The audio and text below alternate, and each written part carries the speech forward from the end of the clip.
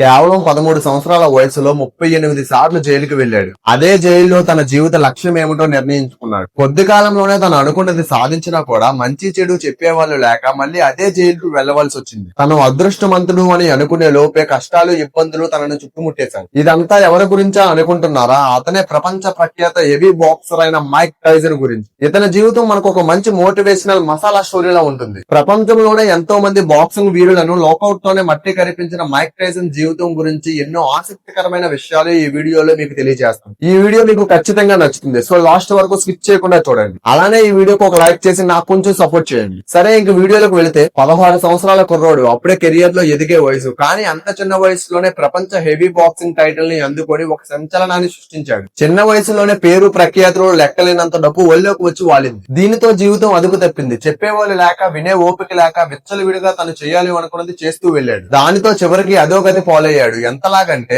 డబ్బుతో విలాసవంతమైన జీవితం గడిపి డబ్బులు విచ్చలవిడిగా ఖర్చు పెట్టిన చేతులతోనే జైలు ఓసులో లెక్క పెట్టాడు. ది గ్రేట్ మొహమ్మద్ అలీ తర్వాత అంతటి మొనగాడు తనే అని ప్రపంచమంతా చెప్పుకున్న మైక్ టైసన్ తను ఎంత బాక్సర్ గా అవడానికి కారణం తన బాల్యమనే చెప్పుకోవచ్చు. ఎందుకంటే అందరి పిల్లల్లాగా సాధారణంగా మైక్ టైసన్ పెరగలేదు. మైక్ టైసన్ బాల్యం విషయానికి వస్తే 1966 జూన్ 30న జన్మించాడు. మైక్ టైసన్ తల్లి పేరు లోర్నా మే టైసన్, తండ్రి పేరు పర్షల్ టైసన్. కానీ ఈయన మైక్ టైసన్ నిజమైన తండ్రి కాదు. ఎందుకంటే మైక్ టైసన్ తల్లి మద్యానికి బానిసై వ్యభిచారం చేస్తూ ఉండేది. సో ఈమెకి జిమ్మీ కిర్క్ పాటిక్ అనే వ్యక్తికి మైక్ టైసన్ పుట్టాడు. ఈ జిమ్మీ ఒక జోదగాడు, అలానే తాగుబోతు. అయినా కూడా మైక్ టైసన్ తన తండ్రిగా తన భర్త సర్టిఫికేట్ లో ఈయన పేరే వేయించుకున్నాడు. ఇంకా మైక్ టైసన్ కి అమ్మ, నాన్న, అన్న, అక్క వీళ్ళంతా ఉన్నా కూడా ఎవరు మైక్ టైసన్ ని పట్టించుకోకపోవడంతో చిన్న వయసు నుంచి మైక్ టైసన్ ఒక అనాథలాగా పెరిగాడు. మైక్ టైసన్ చిన్నప్పటి నుంచి ఒక మొరటోల్లా పెరుగుతూ ఎవరిని లెక్క చేసేవాడు కాదు. ఇంకా సింపుల్ గా చెప్పాలి అంటే ఒక వీధి రౌడీలా పెరిగాడు. 10 ఏళ్లు రాకముందే స్కూల్ కి దుమ్మా కొట్టి దొంగతనం చేయడం అలవాటు చేసుకున్నాడు. ఈ కారణంగానే చాలా సార్లు పోలీసులకి పట్టుబడ్డాడు. చాలా సార్లు పోలీసులు టైసన్ ని నిర్బంధ కేంద్రాలకు కూడా పంపించారు. అది ఎంతలాగంటే మైక్ టైసన్ కి 13 ఏళ్లు వచ్చేసరికి 38 సార్లు పోలీసులు అరెస్ట్ చేశారు.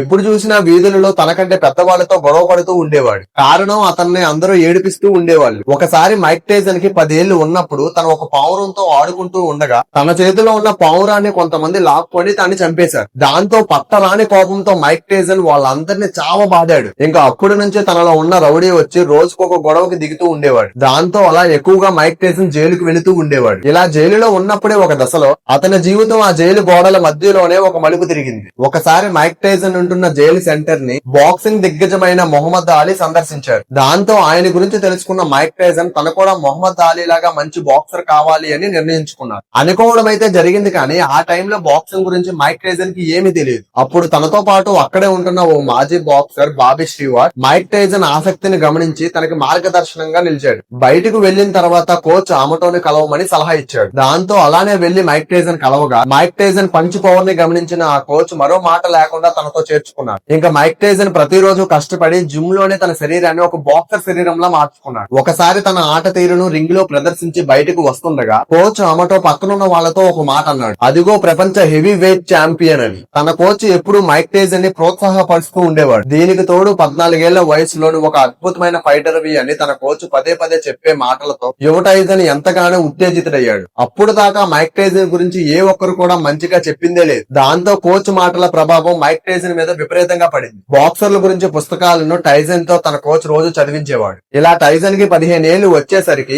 కోచ్ అమటో మైక్ టైసన్ ని ఒక మంచి బాక్సర్ గా సిద్ధం చేశాడు. ఇంకా 1981 సంవత్సరంలో జూనియర్ ఒలింపిక్స్ పోటీలు రానే వచ్చాయి. ఇందులో మైక్ టైసన్ తన 15 ఏళ్ల వయసులో మొదటగా తన ప్రత్యర్థితో పోటీకి దిగాడు. ఇక్కడ అందరూ ఆశ్చర్యపోయేలా కేవలం 8 సెకండ్స్ లోనే తన ప్రత్యర్థిని ఒక్క పంచ్ తో మట్టి కరిపించాడు. ఒక్కసారిగా ఆ సన్నివేశాన్ని చూస్తున్న ప్రజలందరూ షాక్ అయిపోయారు. ఇలా తన మొదటి మ్యాచ్ లోనే మైక్ టైసన్ గోల్డ్ మెడల్ ని సాధించాడు. ఇంకా తర్వాత 1982 సంవత్సరంలో జరిగిన ఒలింపిక్స్ లో కూడా మైక్ టైసన్ గోల్డ్ మెడల్ ని సంపాదించాడు. ఇంకా తర్వాత 1986 అనగా మైక్ టైసన్ కి 20 ఏళ్లు వయసు ఉన్నప్పుడు ఫేబర్ బెర్బిక్ తో జరిగిన మ్యాచ్ లో అతన్ని మట్టి కరిపించి వరల్డ్ బాక్సింగ్ కేసులు అనగా WBC బెల్ట్ ని గెలుచుకున్నాడు. ఈ గెలుపు అనేది మైక్ టైసన్ జీవితంలో ఒక పెద్ద టర్నింగ్ పాయింట్ అని చెప్పుకోవచ్చు. ఎందుకంటే ఈ ప్రత్యర్థి బెర్బిక్ మామూలు బాక్సర్ కాదు. ఇతను మైక్ టైసన్ ఆరాధించే ది గ్రేట్ బాక్సర్ మొహమ్మద్ అలీని కూడా ఓడించాడు. అలాంటి బలమైన ఈ బెనిఫిట్ ను మైక్ టైసన్ కేవలం 20 ఏళ్ల వయసులోనే చిత్తుగా ఓడించడంతో యావత్ బాక్సింగ్ ప్రపంచం అంతా మైక్ టైసన్ ని చూసి ఆశ్చర్యపోయింది. ఇంకా ఆ రోజు నుంచి బాక్సింగ్ ప్రపంచంలో మైక్ టైసన్ హవా మొదలైంది. మైక్ టైసన్ ఎక్కడికి వెళ్లినా విపరీతమైన అభిమానులు, విపరీతమైన డబ్బు ఇవన్నీ తన దగ్గరికి చేరి తనను ఒక పెద్ద సెలబ్రిటీలకు మార్చేశాయి. కానీ ఇంత సంతోషంగా ఉన్న సమయంలోనే మైక్ టైసన్ కి మానసికంగా ఒక పెద్ద ఎదురు దెబ్బ తగిలింది. అదే తనని ఇంత బలంగా తయారు చేసిన తన కోచ్ మరణం. తన కోచ్ మరణాన్ని మైక్ టైసన్ జీర్ణించుకోలేకపోయారు, ఎంతగానో బాధపడ్డారు. ఇంకా తన కోచ్ మరణించిన సంవత్సరం తర్వాత మ్యాచ్ లో పోటీ చేసి world boxing heavy weight belt ను గెలుచుకున్నారు. ఇంకా తర్వాత 1987లో వరల్డ్ బాక్సింగ్ అసోసియేషన్ బెల్ట్ ని గెలుచుకున్నారు. ఇంకా అదే సంవత్సరం ఆగస్టు లో అంతర్జాతీయ బాక్సింగ్ ఫెడరేషన్ బెల్ట్ ను కూడా గెలుచుకున్నారు. దాంతో ఈ 3 వరుస విజయాలతో ఒకేసారి మైక్ టైసన్ దగ్గర WBC, WBA, IBM బెల్ట్లు అనేవి వచ్చేసాయి. ఇలా ఒకేసారిగా 3 బెల్ట్లు పట్టుకున్న బాక్సర్ గా చరిత్రలో మైక్ టైసన్ నిలిచిపోయాడు. ఇలా వరుసగా విజయాలు సాధించడంతో మైక్ టైసన్ ని ఐరన్ మైక్ టైసన్ అని పిలవడం ప్రారంభించారు. ఇంకా 1990 సంవత్సరం రానే వచ్చింది. జపాన్ దేశంలో టోక్యో నగరంలో మైక్ టైసన్ కి జేమ్స్ జాక్లెస్ కి పోటీ ఏర్పడింది. మహావీరుల్నే ఓడించిన మైక్ టైసన్ కి ఈ జేమ్స్ ఒక లెక్క అంటూ ప్రపంచమంతా అనుకుంది. బెట్టింగ్ మహారాజులు పెద్ద ఎత్తున మైక్ టైసన్ మీద పందాలు కాశారు. కానీ విపరీతమైన సక్సెస్ డబ్బుతో జల్సాకు విందులకు అలవాటు పడిన మైక్ టైసన్ సరిగ్గా ప్రాక్టీస్ చేయకుండా ఈ మ్యాచ్ లో దిగడంతో జేమ్స్ చేతిలో ఓడిపోయాడు. ఈ ఓటమును చూసి ప్రపంచమంతా షాక్ అయిపోయాడు. జరిగింది నిజమా లేక కళ అనేది ప్రజలు నమ్మలేకపోయారు. అప్పుడు వరకు ఒక్క ఓటం అనేది తెలియని మైక్ టైసన్ కి అదే తొలి పరాజయంగా నిలిచింది. అది కూడా తన ఎంతో సులభంగా గెలవగలిగే వ్యక్తి చేతుల్లో మైక్ టైసన్ ఓడిపోవడం అనేది తన పేరును మరింతలా కింద పడేలా చేసింది. అక్కడ నుంచి మైక్ టైసన్ కి వరుసగా జరిగిన మ్యాచ్లలో దాదాపు ఓటములే తప్ప గెలిచింది లేదు. ఇంకా విచ్చలవిడిగా తాగుడికి, అమ్మాయిలకి అలవాటు పడిన మైక్ టైసన్ బాక్సింగ్ రింగ్ లో ఏమీ చేయలేక ఇంకా ఫ్రస్ట్రేషన్ ని బయట చూపించి సాగాడు. దాంతో వీధి గొడవలు, భార్యతో విడాకులు, రేప్ కేసులు ఇవన్నీ కలిసి మైక్ టైసన్ ని జైలు పోలయ్యేలా చేశాయి. జైల్లో అయినా సక్రమంగా ఉన్నాడా అంటే అది లేదు. అక్కడ విచ్చలవిడిగా శృంగారంతో తుప్పుపట్టిపోయాడు. ఎంతలాగా అంటే నార్మల్ ఎక్సర్సైజ్ చేయడానికి కూడా శక్తి లేనంతగా. ఇంకా తన ఆర్థిక పరిస్థితి కూడా దిగజారడంతో దివాలా తీశాడు. వరుసగా వ్యక్తిగత జీవితంలో సమస్యలు వెంటాడాయి. అదే సమయంలో తన కూతురు కూడా చనిపోయింది. దాంతో ఈ దెబ్బని తట్టుకోలేకపోయాడు. మైక్ టైసన్ క్రైస్తవుడిగా జన్మించినా కానీ జైల్లో తన ఇస్లాం మతం మారి తన పేరుని మాలిక్ అద్బుల్ అజీజ్ గా మార్చుకున్నాడు. ఇంకా మళ్ళీ తన లైఫ్ ని మార్చుకోవాలి అనుకుని జైలు నుంచి విడుదలైన తర్వాత మైక్ టైసన్ మళ్ళీ బాక్సింగ్ లోకి వచ్చాడు. మరలా WBC, WBA టైటిల్ ని గెలుచుకున్నాడు. కానీ మరలా 1996 నవంబర్ లో మైక్ టైసన్ తన WBA టైటిల్ ని ఎవెండర్ అనే బాక్సర్ చేతిలో ఓడిపోయారు. ఆ తర్వాత మళ్ళీ వీళ్ళిద్దరికి 1997 జూన్ లో రీమ్యాచ్ జరిగింది.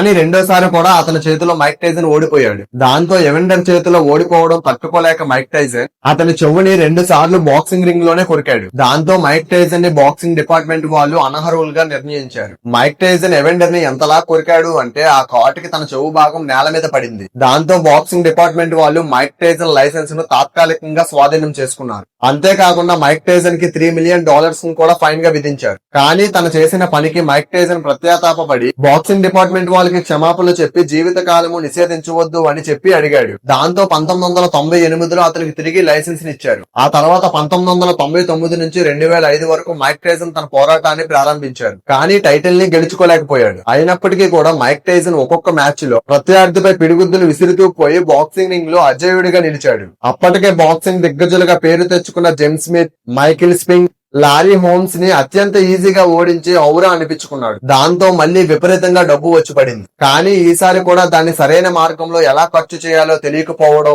అలానే ఎక్కడికి వెళుతున్నావు, ఏం చేస్తున్నావు, ప్రాక్టీస్ చేస్తున్నావా లేదా అని అడిగే వాళ్ళు లేక మైక్ టైసన్ ఒక తెగిన గాలిపటంలా మారిపోయాడు. విచ్చలవిడిగా అందరికీ పార్టీలు ఇచ్చేవాడు. అలా చేస్తూ మళ్ళీ తన దగ్గర ఉన్న డబ్బునంతా పోగొట్టుకున్నాడు. దానితో దాని తర్వాత జీవితంలో 47 సంవత్సరాల వయసులో ప్రత్యాతాపడ్డాడు. అందుకే 2011లో అంతర్జాతీయ బాక్సింగ్ హాల్ ఆఫ్ ఫ్రేమ్ లో మైక్ టైసన్ ని చేర్చినప్పుడు తన గత జీవితాన్ని చూసి తానే ఆశ్చర్యపోయాడు. వెనక్కి తిరిగి చూసుకుంటే అంతటి పేరు ప్రత్యేకతలు సంపాదించింది నేనేనా అంటూ అన్నాడు. ది అన్డిస్ప్యూటెడ్ ట్రూత్ అనే పేరుతో అతను తన జీవిత చరిత్రను రాశాడు. మైక్ టైసన్ ఏ మాత్రం ఊహించలేదు న్యూయార్క్ లో బెస్ట్ సెల్లర్ లిస్ట్ బుక్ లో చేరుతుంది అని. ఇంకా మైక్ టైసన్ గురించి ఆసక్తికరమైన విషయాలు మాట్లాడుకుంటే మైక్ టైసన్ కెరియర్ లో 50 విజయాలు సాధించాడు. అందులో 44 నాకౌట్ విజయాలు సాధించాడు. అలానే మైక్ టైసన్ కి 3 పెళ్లిళ్లు అయ్యాయి. చివరికి మైక్ టైసన్ 2005లో రిటైర్ అయ్యాడు. ఈ వీడియోని ఎంతవరకు చూసారు అంటే ఖచ్చితంగా నచ్చింది అనుకుంటున్నా. ఈ వీడియోకి ఒక లైక్ చేసి ఇలాంటి వీడియోస్ కోసం మన ఛానల్ ని సబ్స్క్రైబ్ చేసుకోండి.